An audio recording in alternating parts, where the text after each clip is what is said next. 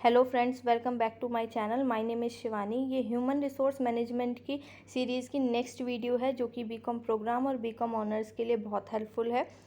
तो ये आपके बीकॉम अगर आप बीकॉम प्रोग्राम या बीकॉम ऑनर्स का आपके पास कोर्स है तो ये आपके सेमेस्टर 2 में होगा, ह्यूमन रिसोर्स मैनेजमेंट के नाम से सब्जेक्ट।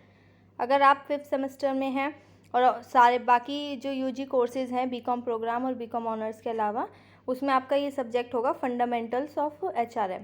तो चलिए स्टार्ट करते हैं। हम यूनिट सेकंड से जो चैप्टर 4 है जॉब एनालिसिस, उसके हमने ज़्यादातर टॉपिक्स कवर कर लिए थे। बहुत इंपॉर्टेंट टॉपिक है इस चैप्टर में, वो है जॉब डिस्क्रिप्शन, और एक टॉपिक है आपका जॉब स्पेसिफिकेशन। तो जॉब डिस्क्रिप्शन को समझते हैं। सबसे पहले तो डेफिनेशन समझते हैं। Actual statement of duties and responsibility for the specific job. एक जॉब की जो स्टेटमेंट होती है, जॉब डिस्क्रिप्शन मतलब ड्यूटीज़ होती हैं जिसमें ड्यूटीज़ और रिस्पॉन्सिबिलिटीज़ लिखी होती हैं, वो एक स्टेटमेंट होती है। इसके अंदर जॉब टाइटल होता है, समरी होती है, टास्क क्या क्या होते हैं, वर्किंग एंड सोशल एनवायरनमेंट क्या होता है, इस जॉब डिस्क्रिप्शन में सब लिखा होता है।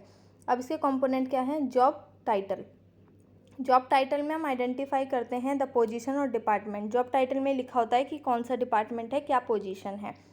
फिर आती है जॉब समरी। इसके अंदर एक शॉर्ट ओवरव्यू होता है कि क्या काम करना है, जो रोल परफॉर्म करना है उसकी शॉर्ट समरी होती है। फिर आता है जॉब की एक्टिविटीज़। डिस्क्रिप्शन होता है ड्यूटीज़ का एंड द टास्क का, क्या क्या टास्क करने होंगे, क्या क्या ड्यूटीज़ परफॉर्म करनी होगी, वो जॉब एक्टिविटीज़ में लिखा होता है। ये कंपोनेंट्स है। फिर आता है वर्किंग कंडीशंस, लिखी होती हैं कि क्या एनवायरनमेंट है, उसके क्या क्या रिस्क हैं। फिर आता है सोशल एनवायरनमेंट, लिखा होता है टीम का साइज़ क्या है, आपको कैसे वर्क करना होगा, टीम में इंटरेक्शन किन से करना होगा, और हायरार्की क्या है। मतलब अगर आप एक एम्प्लॉय हैं उस ऑर्गेनाइजेशन में तो आपको किस किस से कांटेक्ट करना है। आपके जो ऊपर का जो स्टाफ है, मतलब टॉप लेवल मैनेजमेंट है और आपका लोअर लेवल मैनेजमेंट है, ये किस तरीके से किस हायरार्की में हैं जिनसे आप कांटेक्ट कर सकते हैं। तो ये सोशल एनवायरनमेंट है। फिर है जॉब डिस्क्रिप्शन का पर्पस क्या है। ये अट्रैक्ट करता है बेस्ट टैलेंट। जब हमें जॉब का डिस्क्रिप्शन पता होगा कि ये स्किल्स चाहिए, ये पोजीशन है, ये टास्क परफॉर्म करने हैं, तो हम अच्छे से अट्रैक्ट कर पाएंगे एक बेस्ट टैलेंट को। फिर आता है कम्युनिकेट कर पाएंगे। एम्प्लॉयर कम्युनिकेट कर पाएगा, अपनी जो एम्प्लॉयर की एक्सपेक्टेशन है वो एम्प्लॉय को बता पाएगा। फिर आता है जैसे कि वो एम्प्लॉयर है, वो है एम्प्लॉई, उसको अपनी एक्सपेक्टेशंस बता पाएगा कि देखो मेरे को ये आपसे एक्टिविटीज़ और आपसे ये टास्क परफॉर्म कराने हैं, तो ये इसका जॉब डिस्क्रिप्शन है।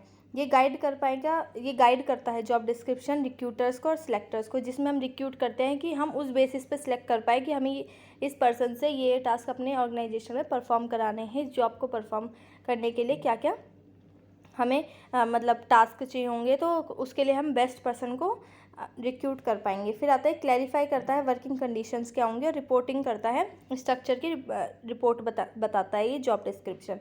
फिर आता है इसमें कुछ प्रॉब्लम्स भी होती हैं। जॉब डिस्क्रिप्शन जो होता है वो बहुत ज़्यादा ब्रीफ होता है और आउटडेटेड होता है। अब किसी जॉब को परफॉर्म करने के लिए जो जो टास्क चाहिए होंगे, वो एनवायरनमेंट चेंज हो गया तो वो टास्क भी चेंज हो जाते हैं। तो बट ये जॉब डिस्क्रिप्शन एक ऐसा है जो कि बहुत ज़्यादा डिटेल्ड वे में बनता है, और दूसरा ही आउटडेटेड होता है। मतलब ये पहले से ही जो इसके अंदर टास्क लिखे होते हैं वही परफॉर्म करने होते हैं, जब तक मैनेजमेंट नया जॉब डिस्क्रिप्शन ना क्रिएट कर ले। उसके बाद आता है इसमें जॉब डिस्क्रिप्शन में काफ़ी रिस्ट्रिक्शंस होती हैं, स्कोप लिमिटेड होता है और फ्लेक्सिबिलिटी भी बहुत कम हो जाती है। क्योंकि फ्लेक्सिबिलिटी इसलिए कम हो जाती है क्योंकि जो लिखा हुआ है सिर्फ एम्प्लॉय को वो टास्क परफॉर्म करने हैं, तो इसलिए वो फ्लेक्सिबल कम हो जाता है। फिर आता है जॉब स्पेसिफिकेशन। जॉब स्पेसिफिकेशन क्या होता है? इसके अंदर लिस्ट होती है कि मिनिमम क्वालिफिकेशन क्या चाहिए, स्किल क्या चाहिए, इसमें एक्सपीरियंस, ट्रेड्स, इस जॉब के लिए क्या क्या चाहिए। इसमें एक पर्सन की स्किल्स और उसके जॉब को परफॉर्म करने के लिए क्या क्या स्किल्स रिक्वायरमेंट है, मतलब इसमें हम क्वालिटेटिव देखते हैं, क्वालिटेटिव एस्पेक्ट देखते हैं। फिर इसके अंदर इंक्लूड होती है उनके एजुकेशन, उनका एक्सपीरियंस कितना है। फॉर एग्जांपल एक ऑर्गेनाइजेशन में जॉब को परफॉर्म करने के लिए 5 ईयर्स का एक्सपीरियंस चाहिए उस फील्ड में, तो यहाँ पर ये जो 5 ईयर का एक्सपीरियंस चाहिए, ये जो चीज़ें लिखी होंगी उसमें क्या स्किल्स चाहिए, उस पर्सन की कितनी क्वालिफिकेशन होनी चाहिए, साथ में 5 ईयर्स का एक्सपीरियंस होना चाहिए, ये सब जॉब स्पेसिफिकेशन है। उसमें स्किल्स लिखी होती है। पर्सनल ट्रेड्स क्या होने चाहिए कि वो बहुत सोशली इंटरेक्ट करने वाला पर्सन होना चाहिए, जो पर्सनल रिलेशनशिप बना सके कंपनी के जो आउटसाइड जो उसके सप्लायर्स है, और मेंटली और जो उसकी फ़िज़िकल एबिलिटी वो भी उसमें होनी चाहिए। फिर आता है इसके कंपोनेंट क्या हैं? इसके अंदर एजुकेशन क्वालिफिकेशन लिखी होती है, जिसमें आपकी डिग्री और आपका फील्ड ऑफ स्टडी क्या होना चाहिए वो इसके अंदर जॉब स्पेसिफिकेशन में दिया होता है। फिर आता है एक्सपीरियंस। एक्सपीरियंस किस तरीके का एक्सपीरियंस, कितने साल का, किस इंडस्ट्री में एक्सपीरियंस होना चाहिए। स्किल्स एंड नॉलेज, टेक्निकल और कम्युनिकेशन लीडरशिप स्किल्स, ये कौन कौन सी नॉलेज हमें चाहिए वो लिखी होती है जॉब स्पेसिफिकेशन में। फिर आता है पर्सनल ट्रेट्स क्या चाहिए, बिहेवियर कैसा होना चाहिए, एटीट्यूड, उसके इमोशनल इंटेलिजेंस कैसा होना चाहिए। अब जॉब स्पेसिफिकेशन की ज़रूरत क्यों है? क्योंकि ये प्रोवाइड करता है clear insights on the skills required. जो हमें स्किल्स चाहिए उसके लिए क्लियरली ये डिस्क्रिप्शन दे देता है हमें, एक पहले से ही एक स्पेसिफिक कर देता है कि इतने एक्सपीरियंस वाले ये स्किल वाला पर्सन इस जॉब को परफॉर्म करने के लिए होना चाहिए। फिर आता है ये हेल्प करता है अट्रैक्ट करने में क्वालिफाइड कैंडिडेट्स को। अगर हम पहले ही बता देंगे कि हमें एक्सपीरियंस्ड पर्सन चाहिए तो हम इससे अट्रैक्ट कर पाएंगे क्वालिफाइड जो कैंडिडेट्स हैं उनको।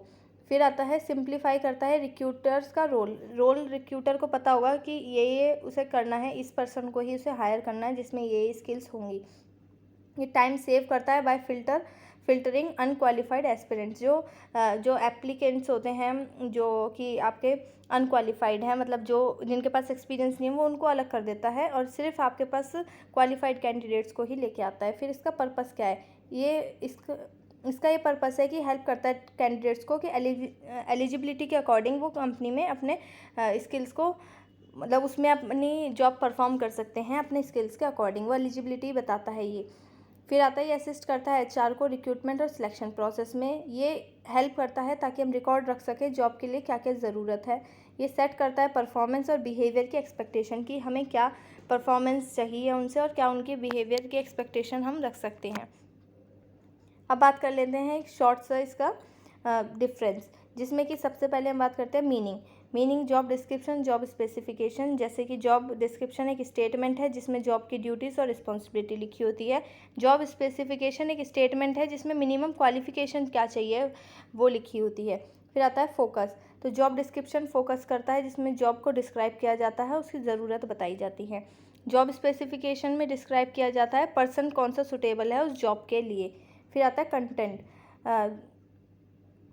इसमें आपका जॉब डिस्क्रिप्शन में कंटेंट होता है, जॉब के टास्क क्या है, टाइटल क्या है, वर्किंग कंडीशन क्या है और एनवायरनमेंट क्या है। जॉब स्पेसिफिकेशन में education qualification, skills, personal traits, ये सब इसके अंदर लिखे होते हैं।